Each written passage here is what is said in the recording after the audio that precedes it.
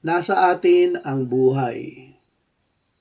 Dahil si Kristo ay nasa atin ang buhay na walang hanggan.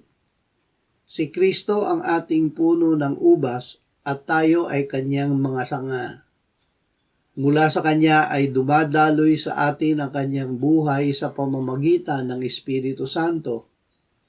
Ang Ama na kumakalinga sa puno ng ubas ang kumakalinga sa atin. Inaalis niya ang mga sangang hindi namumunga at nililinis niya ang mga sangang namumunga upang lalong mamunga.